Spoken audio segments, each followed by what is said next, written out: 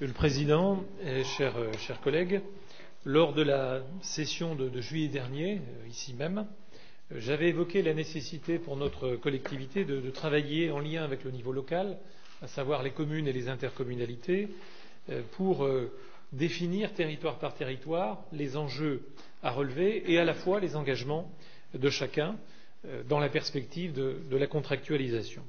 Je reste pour ma part intimement convaincu que le département doit préserver son rôle de pilier de l'aménagement, tout en partageant aussi une vision commune avec les territoires et notamment les intercommunalités.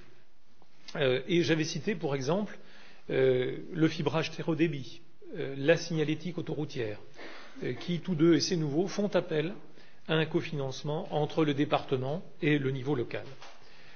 Cette même semaine de juillet, c'était le 5, lors des États généraux organisés à Brou, vous n'avez pas dit, je crois, autre chose que cette logique du contrat qui est désormais nécessaire à l'échelle locale. Alors ce qui doit évidemment nous occuper, nous préoccuper aujourd'hui, c'est la question de la mise en œuvre. Et il y a, à mon avis, deux écueils à éviter. Le premier, ça consisterait à amener les territoires de l'Ain à cofinancer des politiques qui sont de notre seule responsabilité. Veillons à ne pas imiter l'exemple d'un État impécunieux qui, en effet, se décharge sur les collectivités. Et je partage d'ailleurs, sur la question fiscale, l'indignation qui vient de s'exprimer, étant aussi membre du bureau de l'association des maires départementales. Je dis aussi dans le même temps que sur ce jeu de bonneteau qui est en train de se mettre en place et sur la probable perte du foncier bâti pour notre collectivité, la nécessité que nous avons à anticiper pour autant que nous puissions le faire. En tout cas, si nous devions nous-mêmes venir à nous décharger sur le niveau local, les communes et les intercommunalités pourraient très vite, évidemment, nous le rappeler. Le second écueil, il tient à la méthode. Le contrat doit reposer sur une vision partagée des enjeux du territoire et sur les moyens qui sont à mettre en œuvre si l'on veut y répondre. Il ne s'agit pas, à mon avis, donc, de faire preuve d'un esprit d'escalier qui consisterait à revenir régulièrement au-devant des territoires pour aborder de nouveaux sujets sans qu'une vue d'ensemble n'ait été appréhendée. Et, je le dis aussi, sans qu'au préalable, notre Assemblée ait fixé le cadre. Et si je prends ces précautions, c'est que j'ai quelques raisons de m'interroger. La semaine dernière, les intercommunalités ont été conviées, ici même, pour aborder l'avenir du dispositif des CLIC, qui est un dispositif aujourd'hui extrêmement disparate à l'échelle des territoires. Il a été proposé aux territoires une participation financière de 50 centimes d'euros par habitant en fonctionnement annuel, alors que nous sommes clairement là dans le champ de compétences départementales. J'allais dire comment ne pas y voir, par conséquent, une sorte de transfert de charge qui augure, au fond, assez mal de l'avenir. Certains territoires ont déjà d'ailleurs fait leur compte, ils se sont exprimés, on me l'a rapporté, évoquant les quelques dizaines de milliers d'euros qu'ils auraient à perdre dans le nouveau dispositif. Le modèle de convention qui leur a été soumis lors de cette rencontre n'a, à mon sens, fait l'objet d'aucune discussion ici, ni en commission, ni en assemblée, ce qui, je le dis, n'est pas sans poser question sur notre rôle si cette pratique devait s'étendre à d'autres aspects de la contractualisation à venir. Et je dois dire que vos propos, Monsieur le Président, qui ont été tenus vendredi dernier à l'occasion de l'Assemblée des maires, ne m'ont pas rassuré, parce que vous avez annoncé que les conférences territoriales qui seraient organisées le mois prochain, alors cela nous avait échappé en termes de date jusqu'à présent, alors que nous sommes à un mois de l'événement, a priori, des conférences qui, je reprends le sens de vos propos, lèveront le voile sur les modalités de mise en œuvre des contrats qui nous lient au territoire. Alors, moi, je n'ai, pour ma part, lu aucun rapport sur cette affaire de contractualisation lors de cette session. Peut-être avez-vous l'intention d'en organiser une nouvelle, à titre exceptionnel, dans les semaines à venir. Sait-on jamais? Ou est-ce que vous pensez, au fond, nous réunir dans le même temps que les élus locaux pour nous faire part de vos propositions? Alors si ça devait être le cas, moi je dirais qu'il s'agirait en tout cas d'une forme de dessaisissement de notre Assemblée et ça participerait au fond d'un nouvel affaiblissement de la collectivité tel que nous le subissons depuis quand même maintenant des années et tel que vous le dénoncez vous-même. Ce ne serait pas, je crois, en accord avec ce que vous pensez au fond de vous-même. Moi, je suis en tout cas, comme vous, président d'intercommunalité, et au fond, je pourrais me dire, le jour viendra où je vais débattre avec le département. Mais en tout cas, je ne me réjouis pas en tant que conseiller départemental de n'avoir jamais été saisi en amont du sujet. S'il était trop tard, mais peut-être vous nous le direz vous-même. Moi, cette logique de contrat que j'appelle de mes vœux, mais vous également, je le sais, ne doit pas marquer une forme d'affaiblissement de notre représentation départementale, quelles que soient nos sensibilités, en nous mettant en fait devant le fait accompli. Alors il nous reste quelques semaines encore pour démontrer que nous sommes bien dans la logique d'une réflexion ici préalable. Bien, merci Monsieur Greffet, je vois que vous m'avez écouté lors de mon discours au maire, je vous en remercie. Et je vais vous rassurer. Je l'ai dit et je le répète, je travaille toujours avec un esprit d'équipe.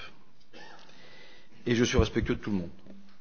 Et je n'ai pas la prétention d'avoir la science infuse et de décider tout seul ou d'avoir surtout seule raison. Non. Ce que je vais vous dire, mon but, c'est que le département reste le partenaire privilégié, le partenaire financier privilégié des communes et des EPCI. C'est pour cela, c'est bien pour cela que je veux modifier un petit peu la donne. Tout simplement, je rappelle que nous versons quand même chaque année 14 millions d'euros aux collectivités, au titre de l'agence de l'eau et de la politique de l'eau, et au titre des aides directes aux communes et interco. Je rappelle que ces deux aides ne sont pas des compétences obligatoires et qu'aujourd'hui, beaucoup de départements, je le sais puisque je fréquente quand même régulièrement les présidents de départements, ont laissé tomber ces aides, tout simplement parce qu'elles ne peuvent plus. Et moi, avant que cela arrive au département de l'Ain, au risque d'arriver, je préfère prendre les devants, proposer d'autres alternatives, mais tout en restant un partenaire financier stable, durable pour nos collectivités. Alors, mon but, c'est également de remettre le conseiller départemental au cœur des débats et au cœur des sujets des aides aux communes. Je veux que le conseiller départemental pèse dans les EPCI, pèse également auprès des communes pour aider, choisir, prioriser les choix qui seront faits à aider. Et je le dis également, je veux que nous passions d'une logique de guichet à une logique de projet. Je le dis vendredi, je le répète encore aujourd'hui. Il faut, à mon avis, que nous ayons des projets de territoire. Il faut arrêter de croire, dans ces périodes difficiles, je rappelle quand même qu'on a perdu plus de 52 millions d'euros en 4 ans de dotation de l'État, et que derrière nous avons maintenu la même aide auprès des communes. Je rappelle à un moment donné qu'il faudra prioriser, faire des choix, travailler ensemble, mieux, avoir de vraies projections, des contrats de territoire, avec les autres collectivités également, bien entendu, des vrais projets de territoire.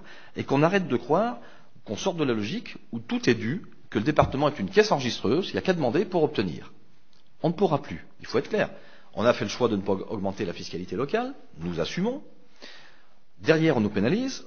On a la contrainte de 1,2%, où je ne veux absolument pas que nous dépassions, parce que je ne veux pas que nous soyons pénalisés. Donc, tout ça mis bout à bout nous oblige, bien entendu, à modifier un petit peu certaines choses, et surtout à rester maître de la situation.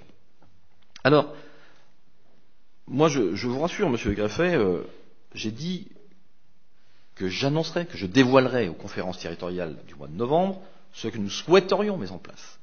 Mais je vais laisser le temps au temps. C'est pas pour l'an prochain. Ce que je veux qu'on mette en place, c'est d'ici la fin du mandat, à la fin du mandat, en 2020. Donc nous aurons 2 petites années pour travailler ensemble, débattre ensemble, être tous ensemble sur les modalités que nous allons mettre en place pour cette contractualisation avec les communes et les EPCI. Simplement, faire connaître aux maires. C'est pour ça que j'ai voulu que ces conférences territoriales soient élargies également aux maires adjoints et vice-présidents de communautés de communes. Vous allez me dire, c'est souvent un peu les mêmes. Peu importe. Mais en tout cas, qu'elles soient élargies, parce que je sais très bien que dans 18 mois, certaines têtes vont changer, de gré ou de force, on est bien d'accord. Je sais aussi qu'il y aura un fort renouvellement, parce que certains maires ne veulent plus se représenter. Donc je veux que les éventuels dauphins ou ou personnes qui sont à l'arrière qui pourraient prendre les mairies, puissent entendre un petit peu ce que nous voulons mettre en place. Mais encore une fois, ce que je vais annoncer ou dévoiler au mois de novembre, ce n'est pas quelque chose qui va être arrêté, qui va se mettre en place de suite. Ça sera des pistes sur lesquelles nous travaillerons ensemble, en commission, ici même, pour bien préparer ce pacte de contractualisation que nous ferons avec les communes et les EPCI. Donc, ce n'est pas une volonté de ma part de faire les choses tout seul et de vous les cacher. Non, non, ne croyez pas cela. Simplement, au jour d'aujourd'hui, j'ai des pistes, mais je ne sais pas encore exactement si nous irons là-dessus, mais je veux lancer le débat, et ce sera à l'occasion de ces conférences territoriales que nous lancerons le débat, et nous aurons, je vous le dis, beaucoup de temps par la suite pour travailler et présenter quelque chose qui tienne la route, et continuer surtout d'assurer ces aides importantes pour les communes et les EPCI, sans lesquelles, eh bien, elles ne font pas de projet. Et derrière, comme je l'ai dit, c'est toute l'économie locale qui en paye le lourd tribut par la suite, parce que 70%, vous le savez mieux que moi, de la commande publique est faite par les collectivités, et notamment pour les entreprises locales. Donc si nous ne pouvons plus les aider, je vous laisse deviner la suite et surtout les contraintes qu'il y aurait sur l'économie locale. Donc soyez rassurés là-dessus. Je suis ravi que vous partagiez également cette vue et cette décision, mais nous travaillerons tous ensemble, tous les conseillers départementaux de cette Assemblée, pour préparer un beau projet que nous soumettrons, bien entendu, aux communes et aux intercommunalités. Voilà sur ce que je voulais vous dire là-dessus. Vous m'avez interrogé sur la politique des clics. Je vais peut-être laisser Muriel Lugagiro, vice-présidente en charge de cela, vous répondre. Merci, Monsieur le Président, Mesdames, Messieurs, chers collègues. Je pense qu'on ne peut pas avoir de langage. On ne peut pas, quand un rapport arrive ici et qui concerne les territoires, dire mais est-ce qu'ils ont été consultés, est-ce qu'ils ont été associés, est-ce qu'ils sont au courant, et puis constater que il aurait fallu nous le reprocher peut-être. Et puis d'un autre côté, quand avec les services, on travaille à élaborer un rapport, à travailler sur les points avec les territoires, avec les EPCI qui sont les concernés dans le cadre des clics, nous dire vous travaillez avec les EPCI. Oui, nous travaillons avec les EPCI. Oui, nous travaillons avec les communes. Oui, nous travaillons avec les territoires. Parce que les clics, ça fait plus d'1 an que la question se pose. La question s'est posée depuis le 1er janvier 2017 avec la fusion des comités de communes et la disparition de fait de certains clics, puisque les clics étaient portés sur certains territoires par des EPCI qui depuis n'existent plus. Donc depuis 1 an, oui, on s'inquiète, oui, on s'interroge, oui, on travaille avec les services. Et oui, on travaille sur du concret. On ne travaille pas simplement sur des décisions, même si on a rencontré tous les EPCI par territoire, car comme le dit le Président, nous travaillons par territoire et pas simplement par limite géographique ou limite administrative. Nous avons rencontré et nous nous sommes aperçus qu'il fallait revoir la méthode, revoir le fonctionnement, qu'il y avait des attentes qui étaient très différentes, donc nous avons travaillé dans ce sens. Nous avons travaillé un projet. Ce que vous avez eu écho ou ce que vous avez évoqué tout à l'heure, c'est un document de travail, Monsieur le greffier. Et nous avons bien le droit de travailler avec des documents de travail ici, au département, que ce soit au niveau des élus, au niveau des services. Oui, nous avons le droit de travailler avec les maires, nous avons le droit de travailler avec les EPCI. Ce document de travail n'avait pas à sortir de la réunion en question. S'il est sorti, pourquoi pas, puisque vous êtes président de PCI, c'est tout à fait normal. Mais derrière, ce document va être retravaillé suite à cette réunion qui a été très positive et très constructive, même si certains nous parlaient d'argent, nous on parlait d'action. Certains nous parlaient de manque de pouvoir, manque de subventions. On leur a répondu que l'implication du département, l'implication financière du département au niveau des clics était faite pour les habitants du territoire, pour permettre de donner plus d'informations et plus de coordination, et pas pour être une subvention supplémentaire au niveau des EPCI. Il y avait d'autres fonds dans ce sens et que ce n'était pas au niveau des clics.